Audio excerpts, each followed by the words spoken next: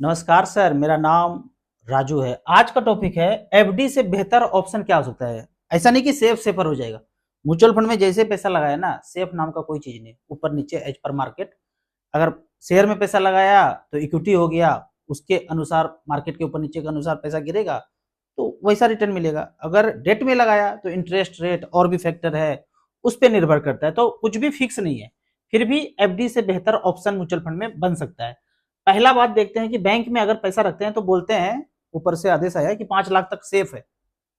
कल बोल दे कि कुछ भी सेफ नहीं है, अभी 5 लाख तक बोल रहे हैं।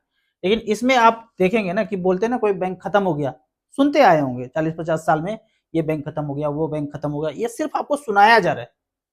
2-3 दिन के बाद आपके अकाउंट में फिर से वो नंबर डिजिट, 1 लाख है तो 1 पे 5 जीरो, और 1 करोड़ है तो 1 पे 7 जीरो आ जाता है। लेकिन पूरी दुनिया में संदेश चला जाता है कि बैंक ऊपर जा सकता है, लेकिन ऐसा होता नहीं है, क्योंकि बैंक सिर्फ नंबर और कागज ही देते हैं। कोई किसान का अनाज नहीं कि एक दिन खत्म हो जाएगा। ठीक है। अब डेट म्यूचुअल फंड का बात करते हैं। डेट म्यूचुअल फंड में अगर आप मान लेते कोई बैंक गया तो पूरा का पूरा चला गया, लेकिन डेट म्यूचुअल फंड जाने के लिए कितने डिवेंचर को, कितने कंपनी को जाना पड़ेगा, इसमें देखेंगे आप 50 से ज्यादा डिवेंचर कंपनी का पेपर बॉन्ड है। उदाहरण के तौर पे यहाँ पे लेते हैं SBI short term debt fund, तो इसके पोर्टफोलियो में अगर जाएंगे तो इतने कंपनी का जो है इन्होंने डिवेंचर लेके रखा है। मतलब हमारे पैसे को खत्म होने के लिए इतने कंपनी के डिवेंचर को, शेयर नहीं, इस कंपनी का शेयर नहीं लिया इन्होंने, टीवीएस का, एलआईसी का, टाटा का, इसका इन्होंने शेयर नहीं खरीदा है कि जो मार्केट में हलचल होगा तो यहाँ रिफ्लेक्ट होगा। इन्होंने इनको पैसा कर्ज पे दिया है, डिवेंचर खरीदा है इनका। तो इतने कंपनी में लगभग देखेंगे 60 कंपनी में आपका पैसा डाइवर्सिफाइड है। अगर 3-4 डेट फंड लिया, 50 भी एवरेज मानते हैं, तो 150-200 कंपनी में आपका पैसा डाइवर्सिफाइड हो गया। बैंक कितना पैसा लगाते हैं, किस कंपनी में लगाते हैं, ये जो है पारदर्शिता आपको नहीं है। लेकिन म्यूचुअल फंड में एक एक चीज दिया हुआ है कि कहाँ कहाँ पैसा लगाते हैं। दूसरा, यदि आप इसके रिटर्न को चेक करते हैं तो यहाँ पे एक ही कैटेगरी में बताता हूँ, SBI short term debt fund. बाकी भी कैटेगरी है, लेकिन जो स्टेबल है, लॉन्ग टर्म में भी ज्यादा अच्छा खासा रिटर्न दिया है, मार्केट का हलचल, इंटरेस्ट रेट का हलचल कम पड़ता है, वो है short duration fund. 36 number category में देखेंगे, पिछले 1 साल का अगर रिटर्न देखते हैं, 10 लाख रुपए वन टाइम लगाया, AM wise ICICI short term fund 9% का रिटर्न दिया है, कोटक बॉन्ड ने 9% का रिटर्न दिया है। एवरेज अगर बात करें, टोटल सारे डेट फंड का अगर देखें, पिछले 1 साल का एवरेज रिटर्न 9.14% का एवरेज रिटर्न है 1 साल में।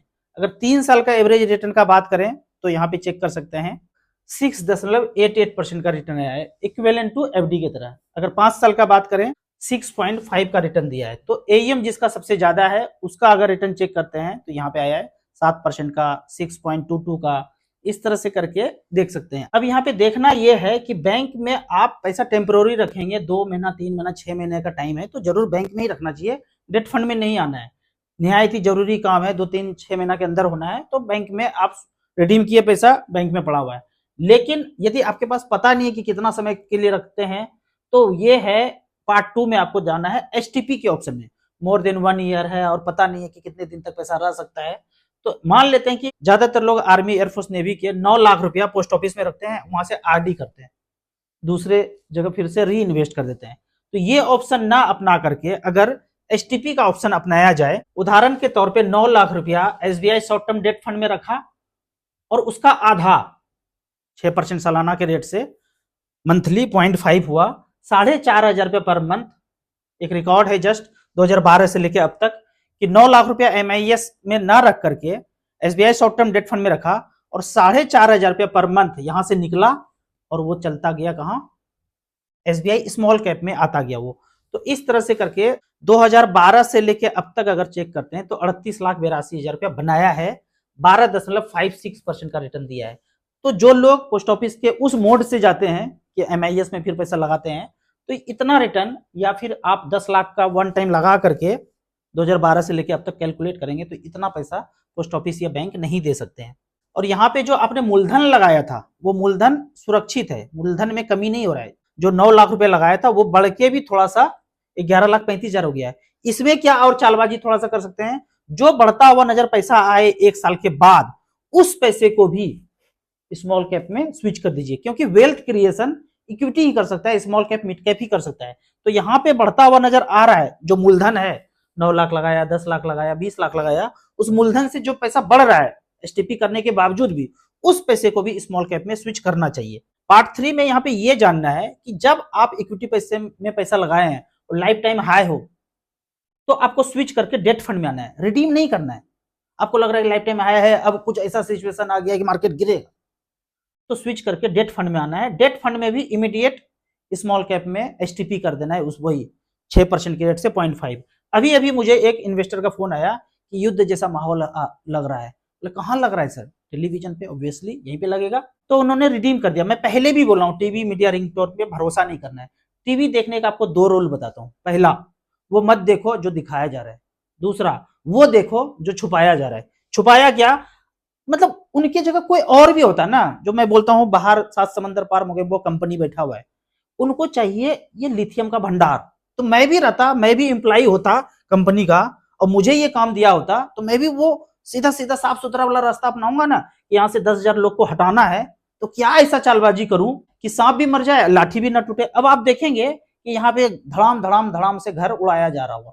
उड़ाएंगे तभी तो कंपनी को ये लिथियम वाला भंडार देना है, अरबों खरबों का। अगर मार्केट के रेट पे पारदर्शी तरीके से ये अलॉट कर दिया जाए, तो यकीन मानिए 1 रुपया भी किसी को कोई टैक्स नहीं देना पड़ेगा, ना शिक्षा पे, ना स्वास्थ्य पे, ना जीएसटी पे, ना इधर ना उधर, कहीं भी नहीं देना पड़ेगा।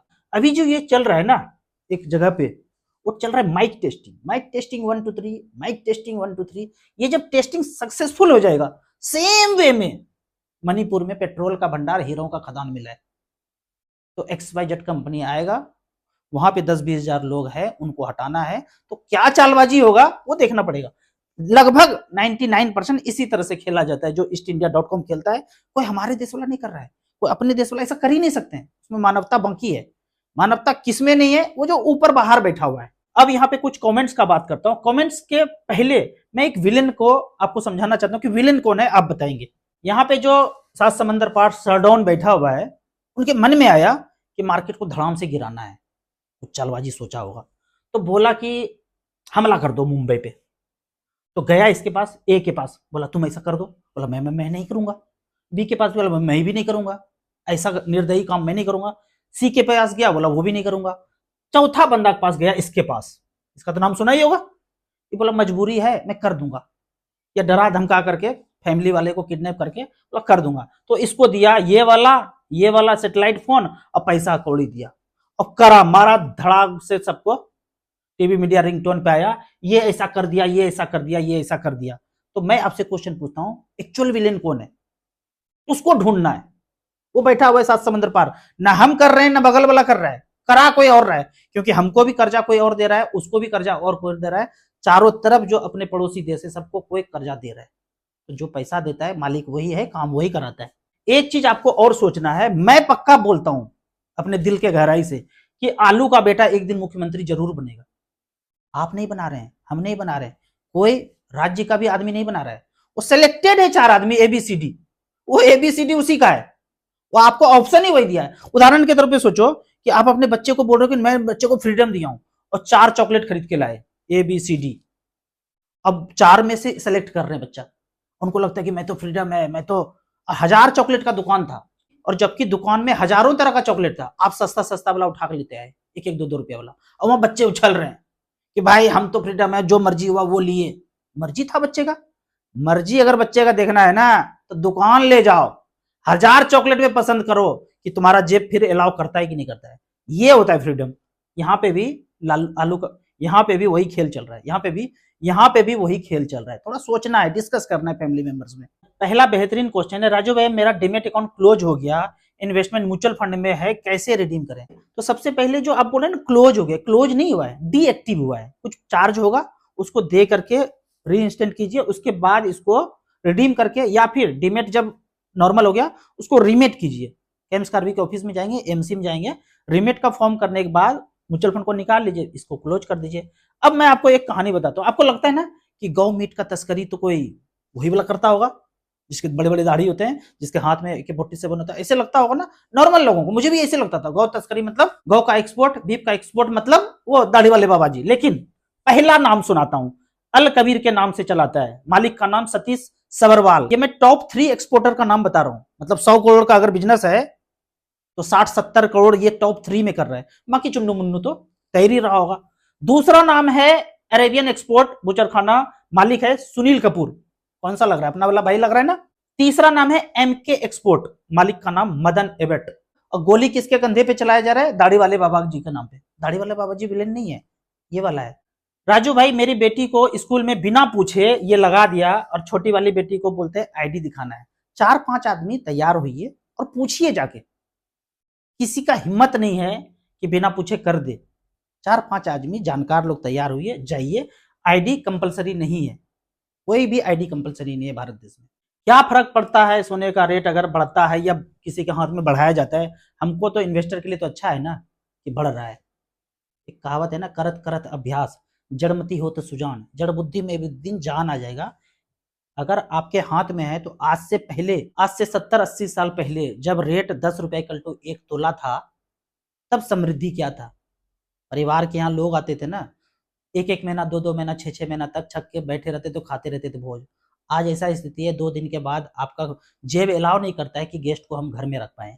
तो धीरे धीरे धीरे धीरे हम 80 करोड़ लोग गरीब होते जा रहे हैं। ये 90 भी होगा, 100 भी होगा धीरे धीरे, और 10 आदमी के पास 5 ट्रिलियन हो जाएगा और बाकी किसी के पास कुछ नहीं रहेगा। बोलेंगे भारत 5 ट्रिलियन का इकोनॉमी है। राजू भैया एक बात बताएं, वर्ल्ड का पॉपुलेशन 1% से बढ़ रहा है और इंडिया का 1% से गिर रहा है। पहली बात, पॉपुलेशन के नाम पे जितना चीज बताया गया है सब बकवास है।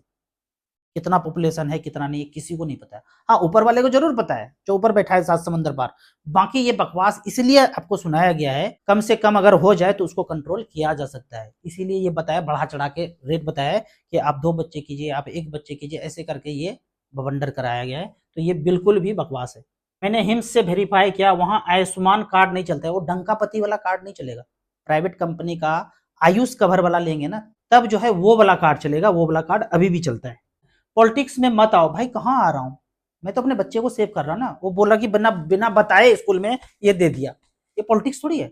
मेरी बेटी घर से बाहर जाए पढ़ने के लिए, उसको लगा दे, तो पॉलिटिक्स थोड़ी हुआ दोस्त। हम तो अपने परिवार को बचा रहे हैं। जैसे सिंघम में वो दृश्यम पिक्चर देखा है ना, अजय देवगन वाला, अपने फैमिली को प्रोटेक्ट करना, उसके लिए जो जो करना पड़ेगा वो करेंगे। भाई राजनीति बिल्कुल भी नहीं है। सर मैं आपका सभी वीडियो देखता हूँ, पोर्टफोलियो रिव्यू कर दीजिए। टोटल एसआईपी 22,500, एज 30 साल है। SBI small cap 4,000, Nippon small cap 4,000, quant small cap 4,000, Canara small cap 4,000, Tata small cap 2,500, Motilal Oswal 2,000, बंधन स्मॉल कैप 2,000। 25,000 का लमसम किया हूँ क्वांट स्मॉल कैप में। 1 लाख और इन्वेस्ट करना है, किस में करूं? क्या मेरे फंड सेलेक्ट जो है अच्छे हैं? सारे फंड आपके अच्छे हैं, एकदम डाइवर्सिफाइड है। जो 1 लाख रुपए बराबर बराबर जो जो टॉपअप ले रहा है वन टाइम, उसमें आप इन्वेस्ट कर दीजिए। कब तक 2 करोड़ रुपया पूरा हो जाएगा? 15-16 साल लगे रहिए, बीच बीच मार्केट गिरे, डराए और ज्यादा मार्केट, तो फिर भी टॉपअप कीजिए। 15-16 साल का टारगेट रखिए, 2 करोड़ पूरा हो जाएगा। थोड़ा सा यदि कम ज्यादा भी हुआ तो क्या दिक्कत है? कहीं और दूसरे जगह से बेहतर ऑप्शन ये है म्यूचुअल फंड। राउत सर, क्या एमसी वाले इन्वेस्टर के डिविडेंड का पैसा इन्वेस्टर अवेयरनेस प्रोग्राम में लगाते हैं? बिल्कुल भी नहीं लगाते हैं भाई। जो ये चार्ज आपको दिख रहा है ना, उदाहरण के तौर पे निप्पॉन इंडिया स्मॉल कैप ने पिछले 10 साल में कितने % का रिटर्न दिया है? 20.55% का सालाना, 10-20-20-20 करके 20.55 का रिटर्न दिया। 10 लाख का वैल्यू बनाया है पिछले 10 साल में, 64,95,000। इसमें से काट के एक्सपेंस रेशियो जो काट रहे हैं, उसमें ही इन्वेस्टर अवेयरनेस प्रोग्राम का पैसा भी काट चुका है 2 बेसिस पॉइंट। सब कुछ काट कूट के ही दिखाया जा रहा है, अलग से नहीं डिविडेंड का पैसा काट लिया, हड़प लिया, कहीं चला गया, भाग गया, ऐसा नहीं। जो भी एक्सपेंस है इसके अंदर के काट के ही आपको ही दिखाया जा रहा है। अगर कुछ नहीं काटता तो 22-23% का रिटर्न दिखाता है यहाँ पे। लेकिन फंड मैनेजर चलना है, इन्वेस्टर को एजुकेट भी करना है, कॉल सेंटर भी चलना है, पेपरबाजी भी करना है, सब कुछ करना है ना, तो एक्सपेंस तो कटेगा ही कटेगा, जो भी एक्सपेंस रेशियो का फॉर्म में है। इन्वेस्टर अवेयरनेस वाला पैसा भी इसी के अंदर से। सर क्या आपके मर्डर के बाद सरकारी नौकरी दे, 1 करोड़ रुपया दे तो क्या चलेगा? अगर मर्डर हो ही जाए फिर तो देना है ना। ऊपर जब चले जाएंगे ना तो क्या देखेंगे कि फैमिली भी लड़ाई करे, बच्चे भी लड़ाई करे? बोले नहीं नहीं नहीं, ऐसे नहीं करना, लड़ाई नहीं करो, हम तो ऊपर आ गए हैं, तुम लोग जिंदा रहो, यही सोचेंगे ना। ऊपर से यही होगा, इन्हें कि बदला ले लो। बदला लेने वाला 2 तरह का आदमी होता है भाई, कोई बदला लेना है, कोई नहीं अपना जिंदगी जीवन जियो अच्छे से। लेकिन उससे पहले ये सब जो हुआ, उसका जो जिम्मेदार है उसको अपने पोस्ट से हटाओ ना। अरे 10-20 को हटाओ ना, कभी नहीं हो पाएगा। जो जिम्मेदार है उसको हटाओ, उसका पेंशन बंद करो, सब कुछ बंद करो। लेकिन हो उल्टा रहा है, जो बोल रहे हैं, जो सवाल पूछ रहे हैं उस पर फायर कर रहा है। ओ भगवान, करके करोगे क्या एफआर? वो एफआर एफआर की जगह पे रहता है, कुछ होता नहीं है ऐसा एफआर का। रिटायरमेंट के बाद एनपीएस का पैसा कैसे मैनेज करें, ये जो मैं तरीका बताया ना, डेट फंड में पैसा रख करके एसटीपी करना है, उस तरीके से आप मैनेज कर सकते हैं, या फिर बैलेंस फंड में रखकर वहां से आप एसडब्ल्यूपी कर सकते हैं, इस तरह से मैनेज कर सकते हैं। राउत सर प्लीज बताएं सोना का दाम कब तक गिरेगा? ये तो कोई नहीं बता सकते भाई, वो जो बैठा हुआ है ऊपर उसी के हाथ में, कंप्यूटर में कब रेट डाउन करे उसी के हाथ में है। ये मैं बोलना चाहूंगा कि फिजिकल गोल्ड लेना है, पेपर वाला गोल्ड नहीं लेना है कभी भी। मैं कभी भी रिकमेंड नहीं करता हूँ, मैंने भी नहीं लिया है, तो नहीं लेना है, क्योंकि वहां पर सिर्फ पेपर है, उसके अंदर का माल नहीं है। सर क्या इस माहौल में स्मॉल कैप में इन्वेस्ट करना चाहिए? ऐसे ही माहौल में धड़ाधड़ करना चाहिए, कंटिन्यू करना चाहिए।